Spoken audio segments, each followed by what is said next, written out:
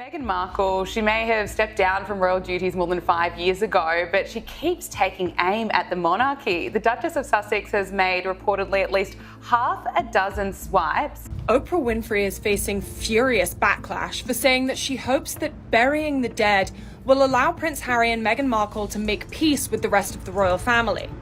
Oprah's comments come just 18 months after her bombshell TV interview with the Sussexes, during which they made several damaging and upsetting allegations against the royals, including that one unnamed family member made racist comments about their unborn son Archie's skin. Many believe that the interview added to the already tense relationship between Harry and the rest of his family. Have you ever seen someone destroy all the relationships that once helped them succeed?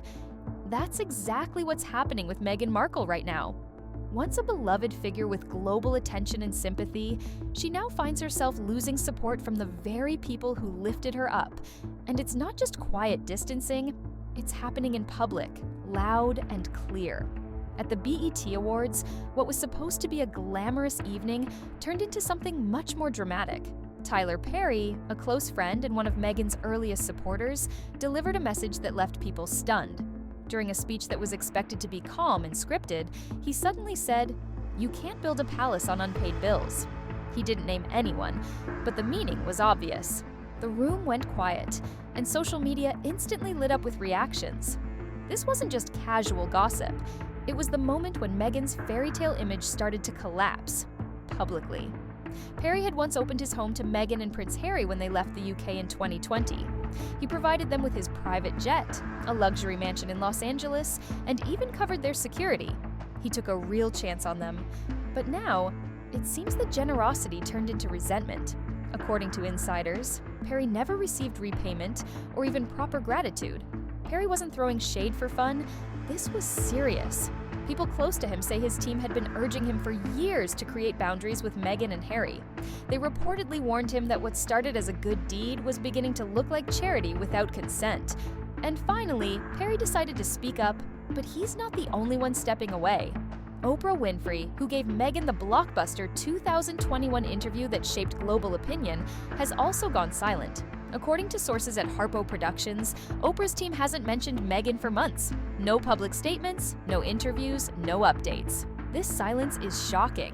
Meghan once had the full backing of the media world. She was a symbol of independence and modern royalty. Top public relations firms and talent agencies like WME, CAA, and UTA would have fought to sign her. But now, they're reportedly walking away. Why? Because she's considered too risky. Industry insiders even have a term for it, the Markle risk factor. It's used to describe the fear that anything she touches might fail or create a scandal. Just look at the numbers. Netflix signed Meghan and Harry for $100 million, expecting big content, but most of their projects flopped or never made it to screen. Meghan's animated show Pearl was canceled before release. The docuseries Live to Lead barely made an impact. Another series, Love, Meghan, was described by critics as dull and lacking personality. The irony is that people like Tyler Perry helped Meghan because they believed in her. But now, he seems to feel used, and his decision to criticize her, even indirectly, in front of a live audience, shows just how serious the break has become. The first 6 weeks that we were here, we were able to walk around like this. Yeah. And the two of us would be up here, you know, Archie sort of like with our hand walking along here, the dogs running around. You hadn't seen the house, just video of it. We only saw you filming from the gate up to your door and seeing the big fountain there. We're like, that'll do. What if I had horrible taste and had big round beds and stripper poles and everything? It wouldn't have mattered. We were desperate to find someone, desperate to be somewhere for a long to settle. We had 13 suitcases. I remember. You said stay as long as you need to. He made it clear. Meghan's empire isn't built on loyalty or hard work. It's built on favors and media spin. And the people who helped her rise are no longer willing to stay silent. Even Oprah seems to have changed her opinion. After the 2021 interview, palace advisors reportedly warned her that Meghan's story might not be entirely truthful.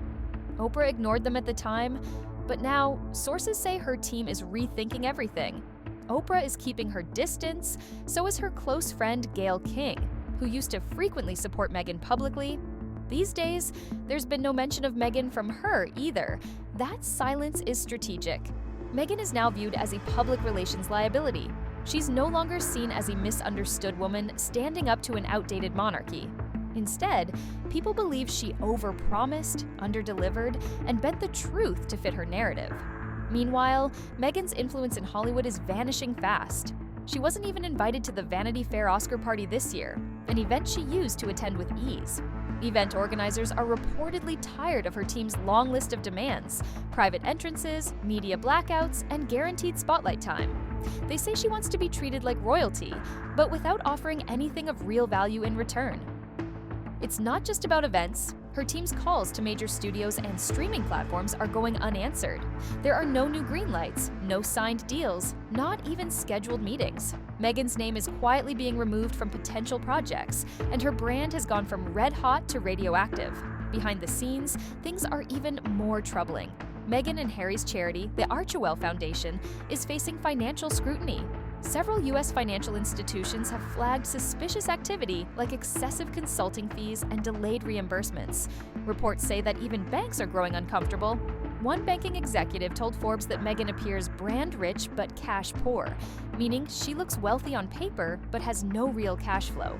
In 2024, Archewell reported almost $3 million in administrative expenses but barely produced any meaningful content. Legal experts are asking if these expenses even qualify as legal nonprofit costs. The list includes payments to stylists, luxury travel, and vague consulting roles, all of which raise serious red flags. Some even suggest that these actions could lead to legal trouble. And then there's Spotify. Meghan had a $20 million podcast deal, but after just 12 episodes, the company cut ties. It wasn't just a cancellation. Spotify executives were reportedly furious.